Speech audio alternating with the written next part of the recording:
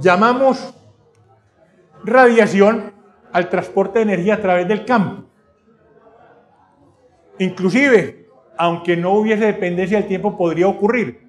Se llama el teorema de Poynting. Vemos que hay un término que es la integral del vector de Poynting, que puede ser diferente de cero, aunque no haya dependencia en el tiempo. Entonces, se transmite energía entre fuentes y receptores de tamaño finito, antena emisora, antena receptora, sin que haya objetos físicos, guías, que los vinculen entre sí, que los conecten y que dirijan esas ondas. La palabra antena, la radiación puede darse de carácter natural. Permanentemente hay ondas que se propagan por el espacio. Con la palabra antena ya me refiero a un dispositivo creado por el ser humano para transmitir ondas, pues que se sabe cuáles son exactamente, y llevar una información entre una emisora y una receptora. Esa antena, además de lanzar las ondas al espacio, es el elemento de transición entre una línea de transmisión. Una línea de transmisión le lleva la energía a la antena. La línea de transmisión lleva voltajes y corrientes, llamémosla energía eléctrica. La antena está al extremo de esa línea, es la carga de la línea.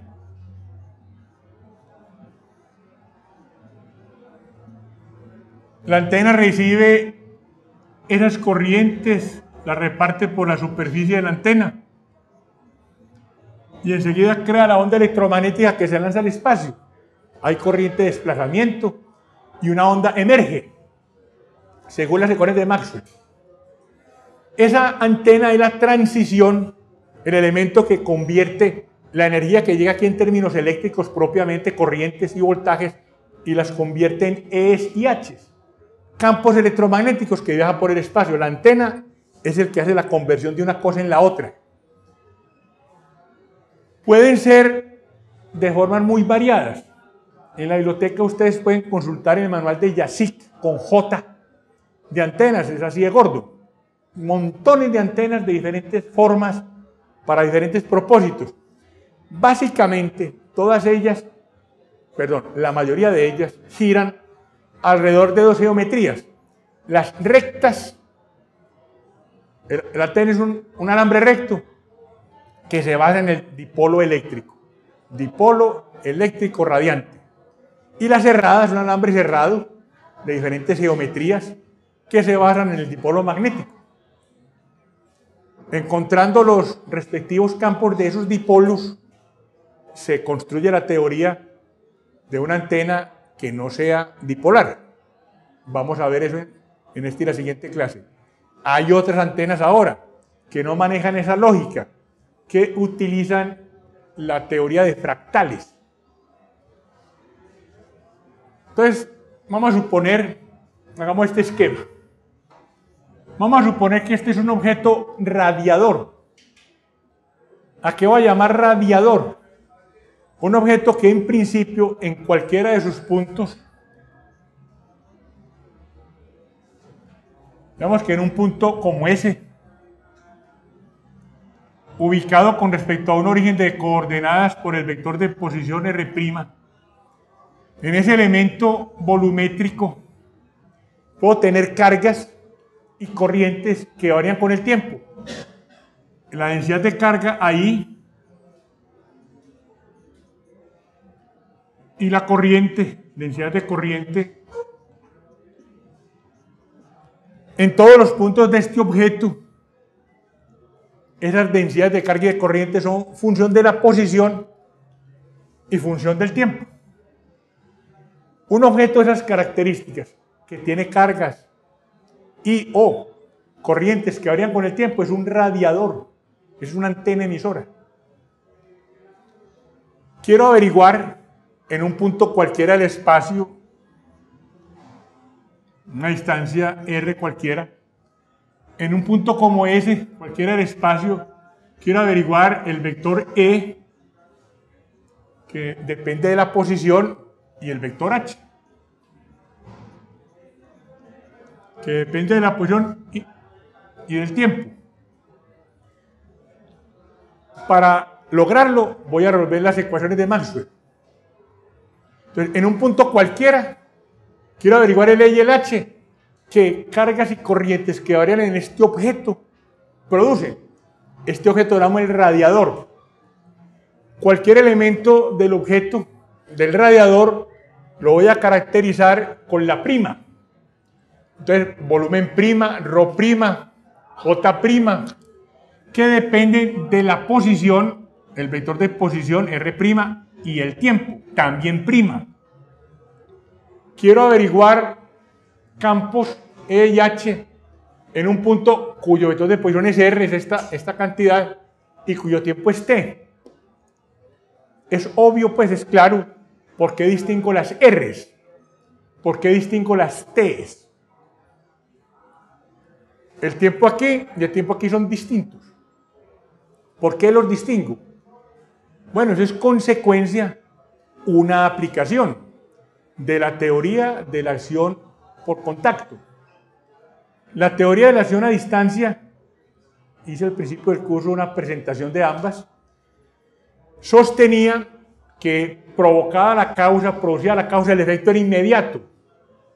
Es decir, que el tránsito en este intervalo, en esta longitud, entre causa y efecto se hacía en un tiempo cero con una velocidad infinita, era instantánea.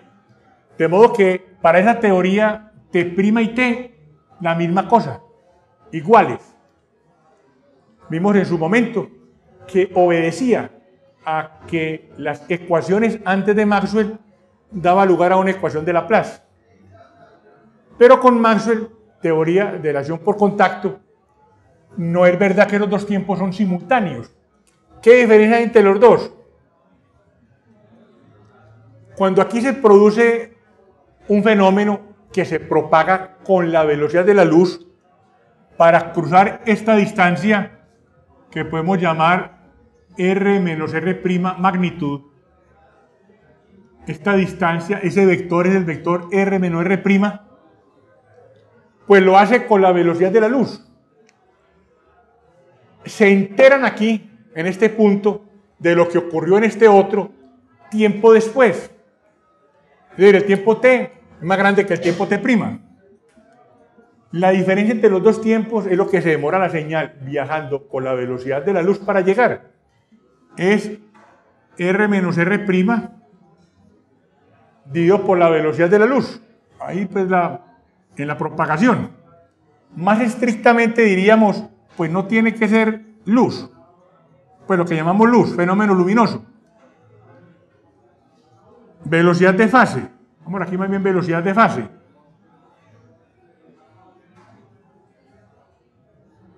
Si la onda se mueve en un espacio que no tiene conductividad, esta es la velocidad de fase. Entonces, el tiempo del observador, quien recibe, y el tiempo de la emisión, llamemos el laboratorio, ahí donde se crean, y aquí donde se reciben las ondas, están distanciados en el tiempo por este término. Especialmente notorio, cuando entre el observador y el laboratorio la distancia es muy grande, así sea la velocidad de la luz. Si estos dos puntos son muy lejanos, puede demorarse un tiempo sensible, medible, para pasar la onda de un punto a otro. Entonces quiero resolver E y H aquí, sabiendo quién emite ese E y H. ¿Qué hago? Lo que venimos predicando desde el principio del curso. Hay que usar un método que empieza por plantear y luego resolver las ecuaciones de Maxwell. ¿Cuáles son las ecuaciones de Maxwell? Vamos a suponer que en este objeto pues puede haber cargas y corrientes que varían con la posición y el tiempo. Entonces aquí tengo las dos ecuaciones de Maxwell de divergencia. Si supongo que el material que hay en toda la región es lineal, homogéneo e isotrópico en los parámetros mu y épsilon. Si no, las ecuaciones resultan ser no no lineales. Perdón. Sí, las ecuaciones resultan ser no lineales. Las dos ecuaciones de rotacional son estas.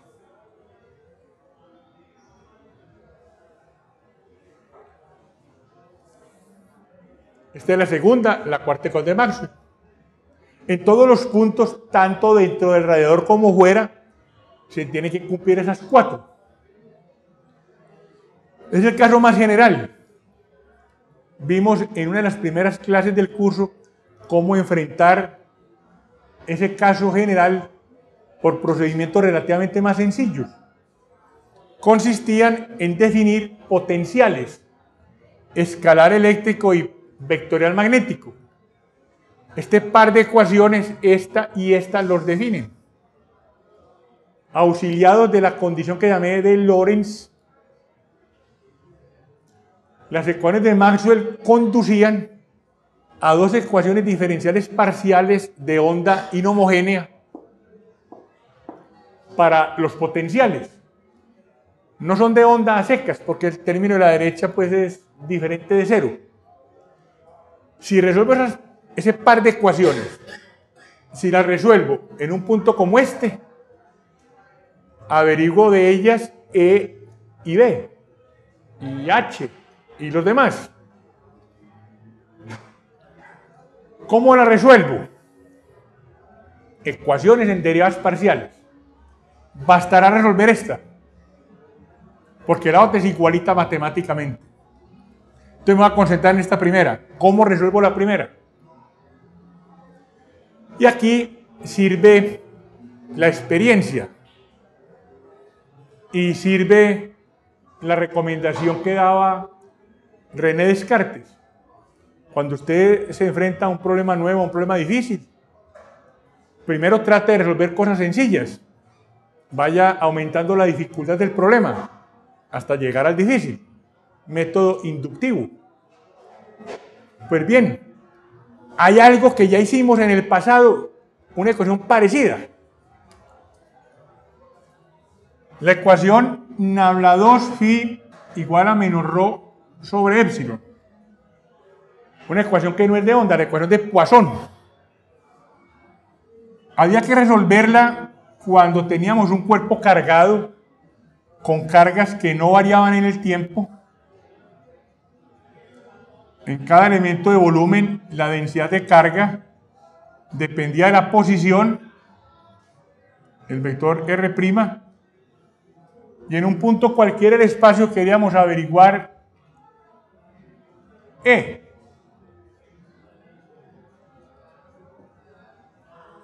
¿Cómo se hizo ese problema? Cuerpo cargado, quiero averiguar en un punto cualquiera E. Pues no nos enfrentamos a ese problema directamente. Empezamos con uno sencillo. Una carguita puntual, no más. Una carguita puntual. De ella, en un punto cualquiera del espacio, a una distancia R, es posible averiguar el potencial, función de la coordenada R. Usamos la ley de Coulomb para averiguar E. Y el potencial resulta ser 1 sobre 4 pi épsilon, carguita puntual dividido por R. De una carga puntual a una distancia R de la carga, este es el potencial. Pues bien, ese es el ladrillito, el elemento que utilizo para calcular el potencial aquí. Este elemento de volumen es la carga puntual, que produce un potencial de esta forma, 1 sobre 4 pi épsilon, diferencial de carga, rho, diferencial de B. La carga que hay aquí es rho de B, una carga puntual. La divido por la distancia, por esta distancia, que es el vector R menos R'. Entonces aquí queda la magnitud. Estoy tomando la fórmula de arriba para generar esta. Q, carga puntual.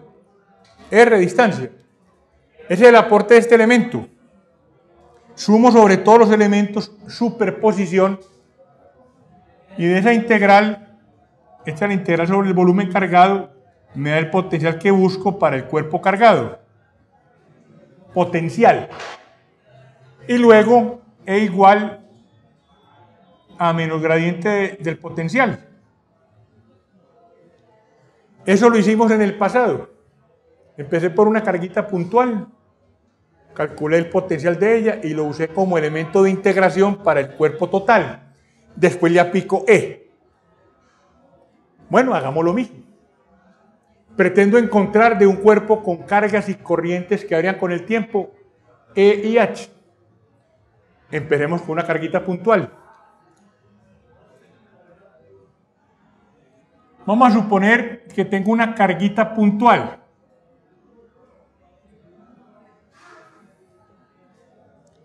Que depende del tiempo. Carga puntual. Un modelo mental. Estrictamente eso no puede ser cierto. No puede ser cierto que una carga puntual tenga una carga que varía con el tiempo. No puede ser porque violaría la conservación de la carga. Pero tomémosla como modelo mental. Supongamos que hay una carga que varía con el tiempo y es puntual y no hay nada más. Y a una distancia R directa a ella, quiero averiguar el potencial que esa carguita produce. Potencial que dependerá de R y de T. El tiempo no es el mismo. No es el mismo porque aquel tiempo tiene que ser más grande que T en lo que se demore la señal en llegar. Supongamos que viaja con la velocidad de la luz. Este es el tiempo que se demora en llegar. El retraso. ¿Por qué este tiempo no es igual a este? Porque hay un retraso mientras la onda llega.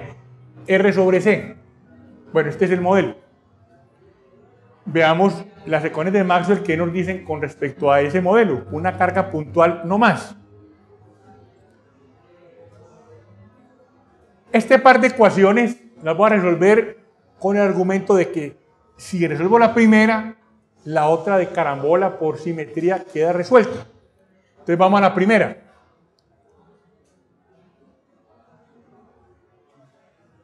Laplaciano en un sistema que es esférico, sistema de coordenadas esféricas. Voy a la tabla de fórmulas, busco un laplaciano que únicamente depende de R. Por la simetría, no depende de las coordenadas angulares. Entonces, de ese laplaciano, tomo la dependencia exclusivamente de R. La velocidad esto. Menos mu epsilon, segunda derivada del potencial con respecto al tiempo. Esta ecuación queda, esta igual a 0, para puntos que estén fuera de la carga. En un punto como ese, ahí no hay carga. Entonces ρ tampoco. Para puntos del espacio que no coincidan con la carga, este es con que se cumple porque ρ vale 0. Esta la obtuve de aquí. Y cuando estemos en la carga también hace parte del problema. La carga la puedo entender como un objeto voluminoso, pero un volumen muy pequeño que la tiene y que tiende a 0. Puede uno decir que la carga es la integral de ρ de d cuando el volumen tiende a 0. Ρ lo obtengo en la ecuación. Ρ es menos, paso la decisión a multiplicar, menos esta cantidad, veanla aquí. Esto es ρ de b. Despejo de aquí ρ. Epsilon pasa a multiplicar al laplaciano, que es esta cantidad, veanla ahí. E integro. Integro en un volumen cuando el volumen tiende a 0. Esto se tiene que satisfacer para R tendiendo a 0. Y esta otra para R mayor que 0. Entonces vamos a resolver la ecuación de arriba. Esa ecuación en las variables R y tiempo no es una ecuación de onda. La ecuación de onda tiene una presentación muy diferente a esta. Quiero resolver cómo es el potencial que produce la carga puntual en este punto de una distancia r. Ese es el objetivo. Pero tengo antecedentes.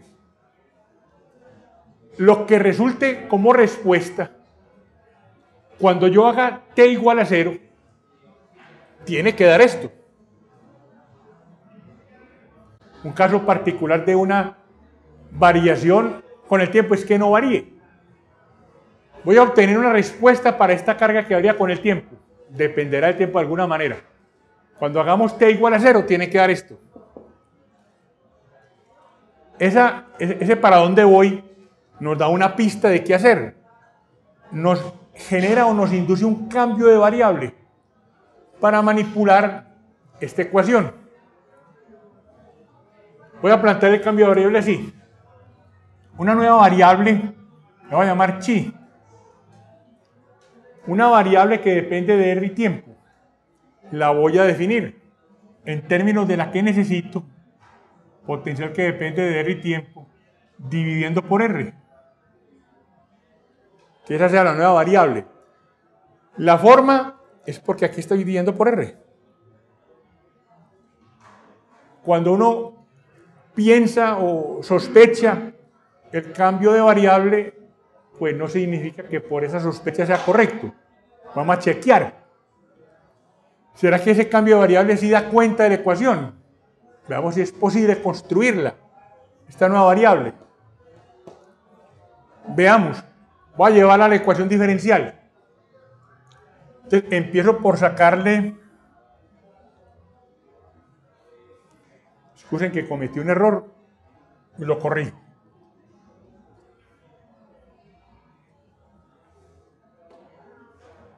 La variable que quiero reemplazar es phi. La nueva variable es chi. La analogía es con esta expresión que es sobre r. Me equivoqué al hacer la separación. Derivo el potencial con respecto a r. El cambio de variable lo voy a llevar a la ecuación diferencial, a ver si con la nueva variable tengo una forma más sencilla.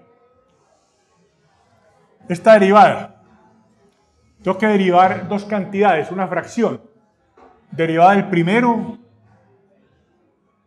por el segundo, más derivada del segundo por el primero. Derivé esa fracción.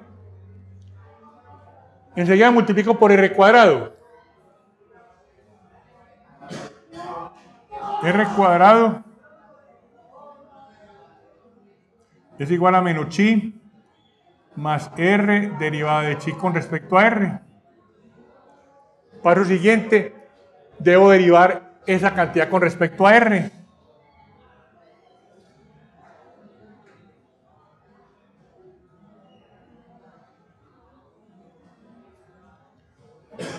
Derivada de una suma de derivadas. Derivada del primero con respecto a r. El siguiente es un producto. Derivada del primero, 1 por el segundo. Más el primero por derivada del segundo.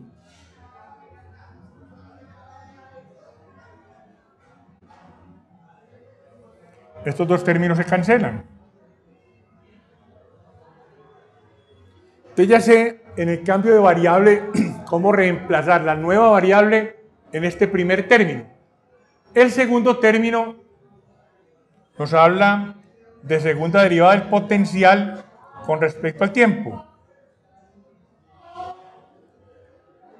En esta fracción, r no depende del tiempo. Simplemente le saco la derivada a chi.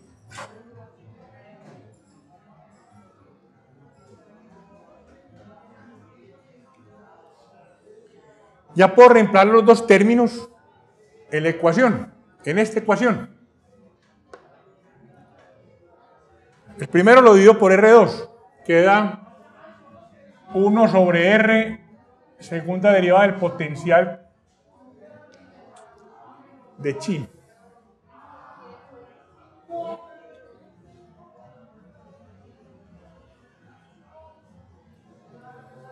Este primer término lo divido por r cuadrado. El segundo término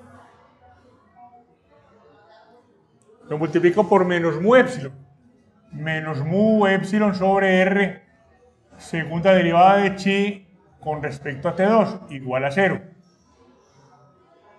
La r es cancelable. Obviamente, pues no puedo ir por 0. 0 está excluido, estoy encontrando la solución en puntos mayores a 0. Y me queda como ecuación diferencial, al cancelar la r, ahora sí una típica ecuación de onda. Una ecuación de onda unidimensional entre la variable chi nueva y la variable r. Una ecuación de onda de segundo orden tiene dos soluciones. Una solución podemos llamarla más y una menos. Chi, función de r y t, son dos soluciones. Una que voy a llamar onda más de algo, más chi menos de algo. ¿Cómo es el algo? Otra vez la experiencia. En el capítulo anterior estuvimos trabajando propagación de onda plana, uniforme, monocromática. Y vimos la variable z y la variable tiempo cómo intervenían. El tiempo aparece en un j omega t, la z interviene en un beta por z. En líneas de transmisión fue parecido. O sea que las dos variables quedan combinadas en beta z, cuando hay dependencia del tiempo periódico, y omega t. O sea que las puedo presentar así. Función de t menos r sobre c, función de t más r sobre c. La combinación de las dos variables. Más aquí, signo menos.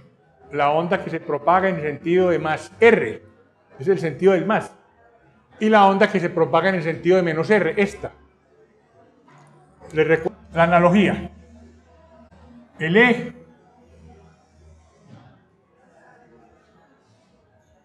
si R de Z daba E más E a la menos J beta Z más E menos E a la más J beta Z. Para averiguar el E real, multiplicamos esta cantidad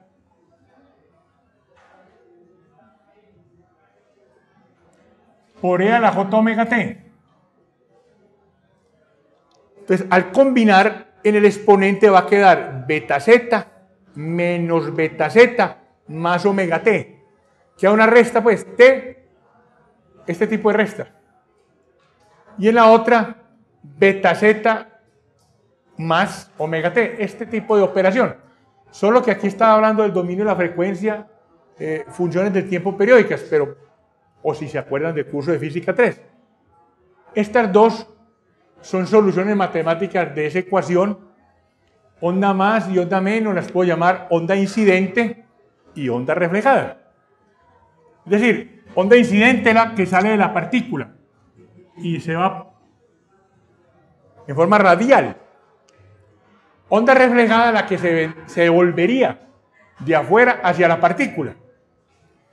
Si supongo que no hay barreras, si supongo que esa partícula está emitiendo solita, no hay nada más en el espacio, no hay paredes, pues no hay donde originar una onda reflejada. Y entonces chi se reduce al primer término, una función de T menos R sobre C. Si no hay barreras, no hay origen de la onda reflejada. Resolví la ecuación diferencial en términos de una resta de una función del tiempo y R. Observemos lo que es el tiempo del observador T con respecto al tiempo de la carguita. La resta que tengo entre el paréntesis es T'.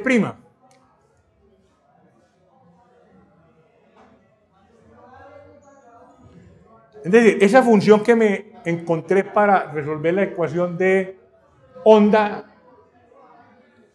resulta ser función exclusivamente del tiempo de la carga.